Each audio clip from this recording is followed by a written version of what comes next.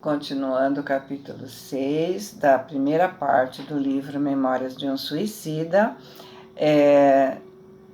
dizemos, né? Mas que, ainda assim, e apesar de tudo, o dever de fraternidade ordena que espíritos angelicais voltem vistas frequentemente para núcleos onde tais infrações se verificam, observando caridosamente a melhor oportunidade para a elas comparecerem, procurando aconselhar aqueles mesmos inconsequentes, instruí-los quanto possível, despertando em suas consciências o senso real de responsabilidade terrível de que se sobrecarregam, deixando de envergar a túnica das virtudes, apontada na velha parábola do celeste conselheiro como traje obrigatório para a mesa do divino banquete com as sociedades astrais e siderais. Mateus 22, 1 a 14. É que, assim agindo, os ditos espíritos nada mais faziam do que observar princípios da fraternidade estabelecida pelo próprio Mestre Nazareno, o qual não desprezou descer de esferas divinas até o profundo tormentoso das maldades humanas, a fim de apontar aos pecadores o caminho do dever e a prática das virtudes regeneradoras. Ao entardecer, partimos, demandando planos terrenos, acompanhados por pesada escolta de lanceiros, turmas de assistentes, psiquistas e técnicos da vigilância, pois de nenhuma dependência da colônia, mesmo no templo, ninguém visitaria a terra ou outras localidades vizinhas sem o valioso auxílio dos abnegados e destemidos obreiros daquele departamento, os quais, em verdade, eram os responsáveis pela mais árduas tarefas que ali se verificavam. Já bastante instruídos, nos portamos à altura de recomendações recebidas. Nossos comparsas em piores condições, justamente aqueles por quem tantas operosidades se realizavam, foram transportados em carros apropriados, rigorosamente fechados e guardados pela fiel milícia hindu, como prisões volantes para portadores de pestes, o que nos impossibilitou vê-los. Porém, seus gritos lacinantes, seus gemidos e choro convulsivo, que também conhecíamos, chegavam até nós distintamente, o que nos comovia, despertando-nos funda compaixão. Ansiosos, procuramos socorro ao mal-estar daí decorrente nas prudentes recomendações de Romeu e Alceste, nossos caros instrutores, firmando nossas forças mentais em vibrações caridosas a eles favoráveis, o que até mesmo a nós veio beneficiar. Chegados ao fim da viagem, um deslumbramento surpreendeu nossos olhos, habituados às prumas nostálgicas do hospital. Era de fazer notar como podíamos ver melhor tudo em redor.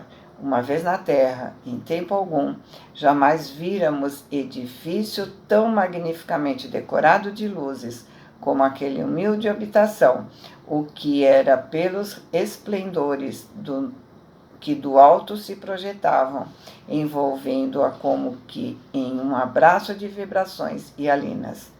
Encimando-a, lá estava a cruz radiosa, emblema dos servos de Maria quartelados no Instituto, com as iniciais nossas conhecidas e cujas cintilações azuladas confundiam e arrebatavam. Lanceiros montavam sentinelas à pequena mansão, transformada em solar de estrelas, havendo mesmo um cordão luminoso como bastão de neblinas douradas, circulando-a cuidadosamente, limitando-a da via pública em cerca de 2 metros. A um entendido, não seria difícil perceber a finalidade de tais precauções exigidas pelos ilustres trabalhadores do Instituto de Maria de Nazaré. Não desejavam a intromissão no recinto de operações nem mesmo de emanações mentais heterogêneas, precavendo-se quanto possível das investidas nocivas exteriores de qualquer natureza. Entramos. Nossa admiração aumentava. A ocupação do plano espiritual era imensa. Quanto à parte que tocava ao homem executar, parecia diminuta, conforme foi fácil observar. Ao ingressarmos no salão indicado para o nobre acontecimento, vimos apenas um homem idoso, absorvido na leitura de um manual de filosofia transcendental, o qual se diria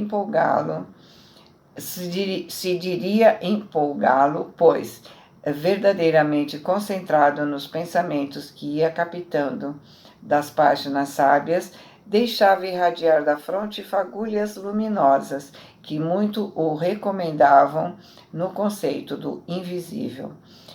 Tudo indicava que ele compreendia a responsabilidade dos trabalhos daquela noite, que sobre seus ombros também pesavam, e por isso preparava-se a tempo, estabelecendo correntes harmoniosas entre si e seus diletos amigos espirituais.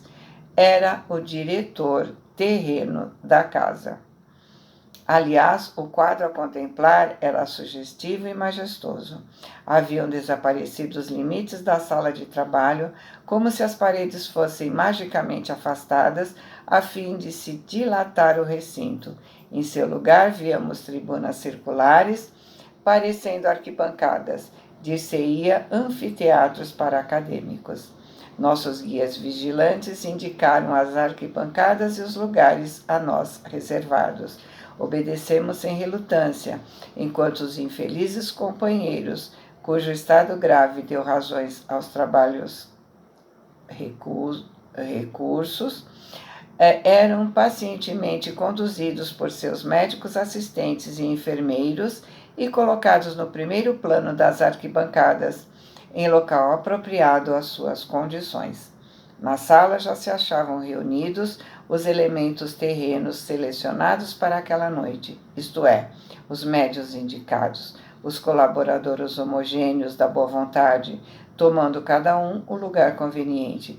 Para esses, nada mais havia no tosco aposento, além das paredes brancas e desadornadas. A mesa que singela toalha guarnecia, os livros, papéis em branco, esparsos à altura das mãos dos médiuns e alguns lápis. Mas os dotados de evidência percebiam algo inusitado e fora da rotina e comunicavam timidamente a seus pares, em discretas confidências, que visitas importantes do além honravam a casa naquela noite. Seguindo-se a descrição de alguns pormenores, com a presença da milícia de lanceiros, dos médicos com seus aventais e emblemas e enfermeiros atarifados, no que em verdade não eram acreditados, pois ainda no primeiro decênio deste século, mesmo muitos dos espíritas mais convictos sentiam dificuldade em aceitar a possibilidade de existir no espaço necessidade de militares em ação, de enfermeiros e médicos desdobrando os mistérios de sua magna existência em torno dos enfermos desencarnados. No entanto, nós, não fosse a degradante indigência que nos aprisionava à inferioridade espiritual, impossibilitando a amplitude de visão que era natural, se outras fossem nossas condições, teríamos abrangido o cenário de sua augusta realidade, em vez de percebermos palidamente o que nossos guias e mentores contemplavam em todo o esplendor de sua gloriosa significação. Ao centro do salão, destacava-se a mesa de trabalhos dos colaboradores encarnados. Em volta, o seu presidente com a comitiva de médiuns e afins para a corrente simpática de atração. De tosca que anotamos ao entrar, agora se tornava muito alva, pois dos confins do invisível superior despejava-se sobre ela cascata de luz resplandecente, elevando-a ao nível de altar venerável, onde a comunhão de fraternidade entre homens e espíritos se realizaria sob os divinos auspícios do Correio de Deus, cujo nome respeitável era ali invocado. Abrangendo essa primeira corrente magnética, produzida pelas vibrações harmoniosas dos encarnados, existia uma segunda, composta por entidades translúcidas e formosas, cujas feições mal podíamos fixar, tais os reflexos vivos que emitiam, parecendo silhuetas encantadas, rodeadas de raios cristalinos e puros. Eram os espíritos guias do centro visitado, os protetores dos médiuns, assistentes e familiares das pessoas presentes, que abnegadamente, talvez desde milênios, se dedicavam ao objetivo de sua redenção. Além desta, ocupando maior espaço no recinto e como as duas primeiras dispostas em círculo, a supercorrente fornecida pelos visitantes e composta na sua totalidade pelo pessoal especializado comissionado pelo Departamento de Vigilância e subordinado à seção de Relações Externas, pessoal esse chefiado pelo nosso amigo Ramiro de Guzmán. À cabeceira da mesa, lugar de honra ocupado pelo diretor da casa, o qual requer de seu ocupante elevadas disposições para o bem e que para os métodos hindus usados no Instituto seria a chave do círculo propício aos nobres desempenho, postavam-se, além deste, o seu diretor espiritual e mais o chefe de nossa expedição, isto é, Ramiro de Guzmán, ao passo que mais acima, Romeu e Alceste, os instrutores diretos da atormentada falange, cujo delicado desempenho vai se verificar através da palavra do instrutor terreno, o presidente da mesa. A um e outro cumpre recolher as vibrações dos pensamentos e das palavras do presidente, desenvolvidos durante o magno certame, associá-los aos elementos quintessenciados de que dispõem, de envolta com as ondas magnéticas dos circunstantes encarnados, elaborá-los e difundi-los em cenas, dando-lhes vida e ação, concretizando-os, materializando-os até os infelizes assistentes desencarnados sejam capazes de tudo compreender com facilidade. Para isso, contam com o apoio do pessoal especializado, fornecido pela vigilância, isto é, pela seção de relações externas, e o auxílio amoroso e indispensável dos gabinetes científicos localizados no hospital, chefiados por Teócrito. Quanto aos nossos médicos e enfermeiros, já se assavam a postos, quer junto dos médiuns, quer ao lado dos enfermos, indo e vindo, fiéis ao formoso quanto sublime sacerdócio que o astral, a medicina lhes confere, ainda mais nobre que na terra, porque é unicamente sob a augusta inspiração do amor e da fraternidade que se dedicam a tão nobres labores. E serenos, nos postos que lhe competiam, os lanceiros, estes colaboradores arrojados e silenciosos, dir-se-ia trazerem as forças de que dispunham, em verdade não nas lanças, que em suas mãos não exprimiam violência, mas nas mentes rigorosamente moldadas nas forjas dos trabalhos austeros, de iniludíveis disciplinas, de renúncias e aprendizados abrilhantados na dor dos sacrifícios. Cada colaborador, no posto que lhe era devido, cumpria iniciar a chama, como rezavam os métodos de iniciação. Tocou ao irmão Conde de Guzmán levá-la a efeito, como responsável que era pela numerosa comitiva. Os comissionados pelos chefes do Instituto de Maria de Nazaré para a tarefa daquela noite achavam-se presentes. A seu pedido, o diretor espiritual do centro o imitou, notificando que também os seus subordinados correspondiam ao santificante compromisso. Quanto aos iguais terrestres, os auxiliares humanos, nem todos se encontravam fielmente reunidos à hora combinada. A chamada que do plano espiritual lhes era feita acusava nada menos de 3 ausentes no cumprimento do dever. Finalmente, iniciaram os trabalhos sob o nome sacrossanto do Altíssimo e a proteção solicitada do excelso Mestre de Nazaré.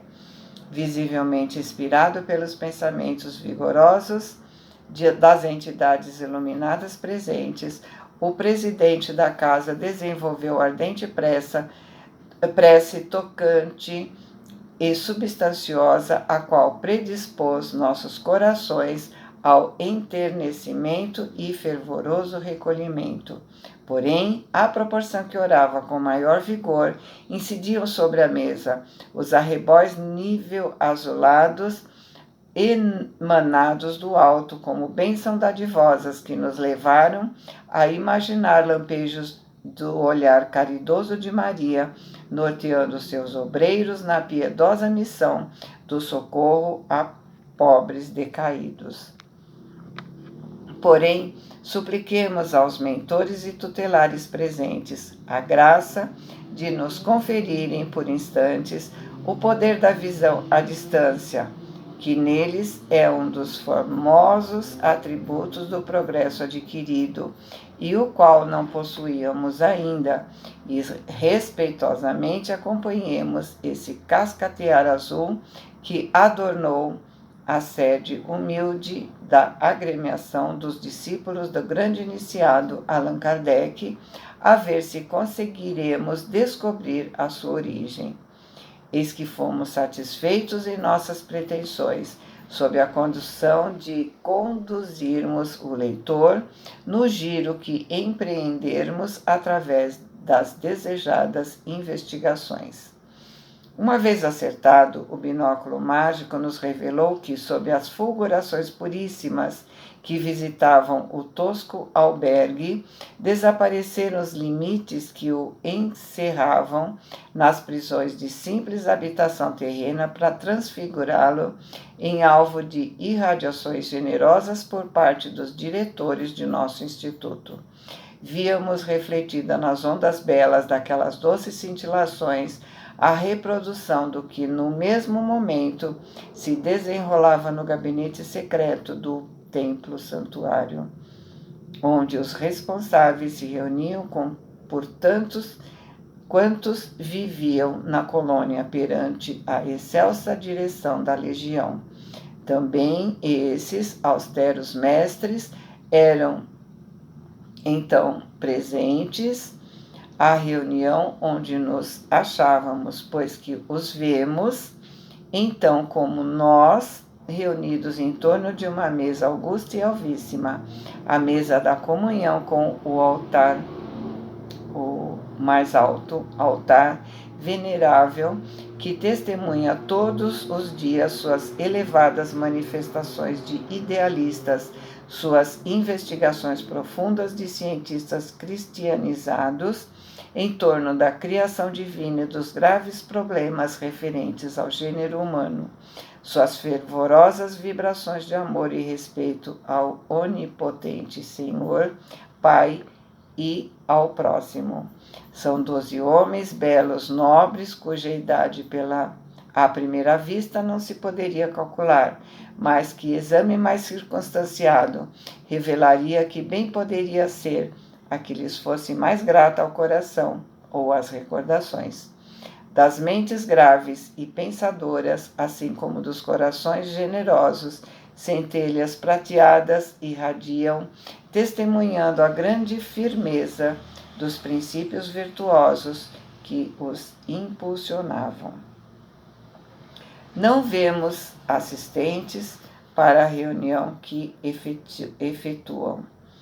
Estão sós, isolados no cenáculo, santificado pelas vibrações das preces que de suas almas extraem, arrebatados pela fé. Nem mesmo os discípulos imediatos, os que diariamente cooperam para o progresso e bem-estar da colônia, são admitidos naquele segredo. A reunião é íntima, só deles. Precisam de mais sólida homogeneidade de que poderão dispor suas forças assestadas para o sentido do bem, pois é urgente manter a harmonia geral da Assembleia que se reuniu sob o nome do Criador Supremo do Universo, e às suas vistas do seu unigênito, cuja presença foi solicitada ardentemente ao se iniciarem os trabalhos. Perante Maria, são eles os responsáveis pelo que se passar na tenda humilde dos discípulos de Allan Kardec, no cimo do qual se assentou o emblema de sua legião. E o que é ainda mais grave, perante seu augusto filho, o Mestre Redentor, a quem todas as legiões prestam obediência, porque ele é o diretor maior, a quem o Criador conferiu poderes para redimir o planeta Terra e suas humanidades. É ela a responsável pelo que ali se passa, além das responsabilidades deles próprios, motivo pelo qual será absolutamente imprescindível a conservação da harmonia para a obtenção de bons êxitos. Para o Mestre amado, seja ainda mais uma vez glorificado, para que seu nome excelso não sirva de pretexto para levianas realizações, para que não se cometa o sacrilégio de fazer degenerar em simples fórmula banal a invocação feita ao Cordeiro Imaculado de Deus, para que esteja presente nos ditos trabalhos e para que seja real a sua presença, em espírito e verdade, no santuário dos seguidores de Kardec, visitado por seus pupilos, eles vibram ali, reunidos secretamente, elevando os pensamentos em haustos sublimes, concentrados e firmes, alongando com as melhores reservas mentais que possuem as próprias almas na súplica, para que todos mereçam, todos presentes à magna reunião, a presença do grande Consolador, assim estabelecendo as correntes invencíveis, virtuosas e cândidas para aquela noite, correntes que são o traço da união entre a presença do Mestre Divino e a reunião espírita terrena, séria, bem dirigida. Por isso mesmo é que os demais servidores, embora dignos, dedicados e sinceros, não podem presenciar essa magna assembleia no além realizada.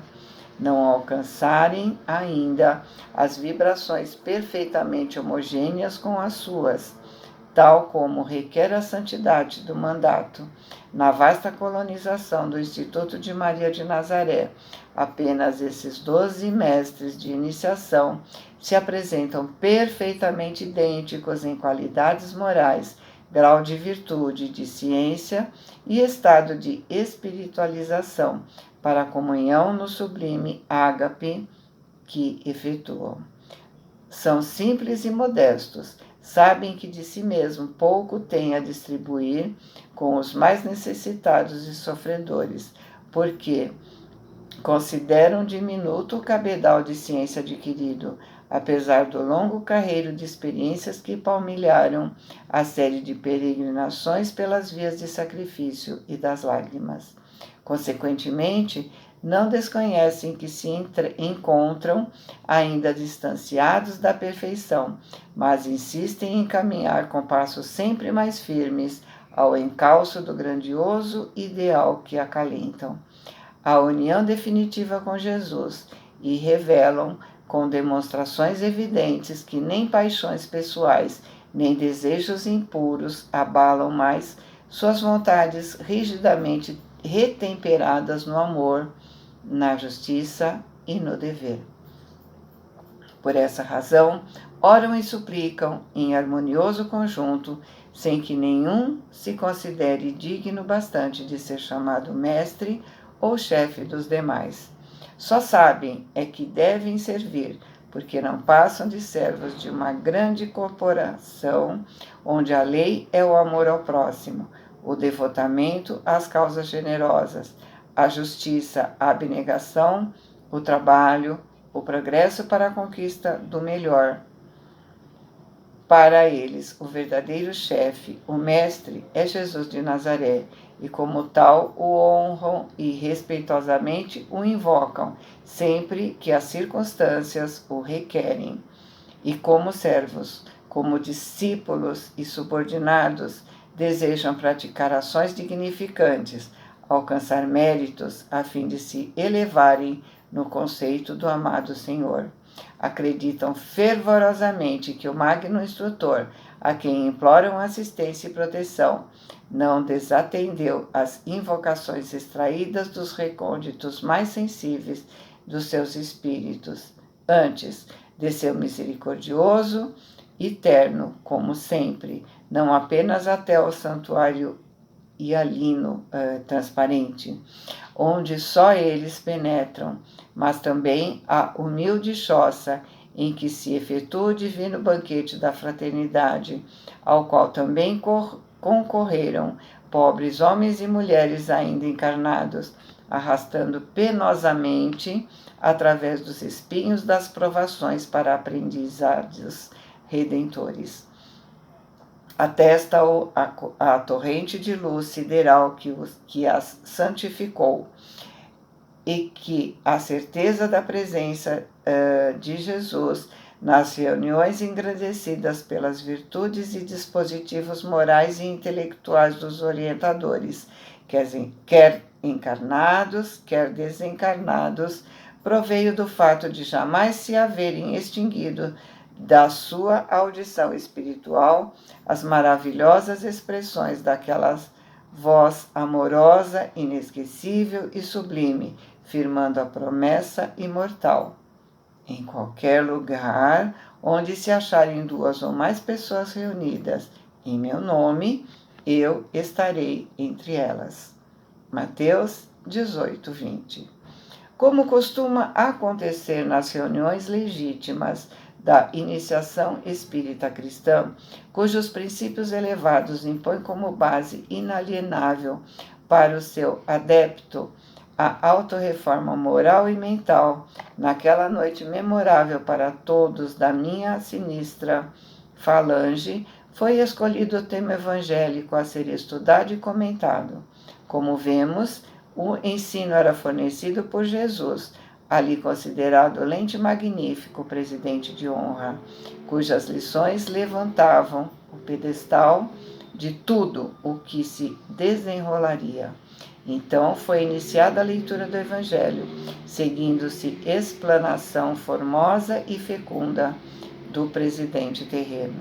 As parábolas elucidativas, as ações magnânimas e carinhosas, as promessas inesquecíveis mais uma vez enterneceram o coração dos aprendizes da escola de Allan Kardec, que circulavam a mesa, repercutindo gratamente pela primeira vez no íntimo de cada um de nós o divino convite para a redenção, pois até então não ouvimos ainda dissertações semelhantes.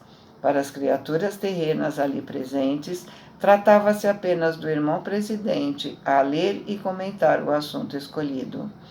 Em hora de inspiração radiosa, em que jorros de instituições vivíssimas, cintilantes, cascateavam do alto, revivendo a extensa relação das exemplificações do modelo divino e expressões de sua moral impoluta. Para os espíritos que se aglomeravam no recinto, porém, invisível à quase totalidade dos circunstantes humanos e particularmente para os desditosos que para ali foram encaminhados a fim de se esclarecerem, havia muito, muito mais que isso. Para estes, são figuras, vultos, sequências que se agitam a cada frase do orador. É uma aula estranha, singular, terapêutica, que nos ministravam como medicamentação celeste a fim de balsamizar nossas desgraças.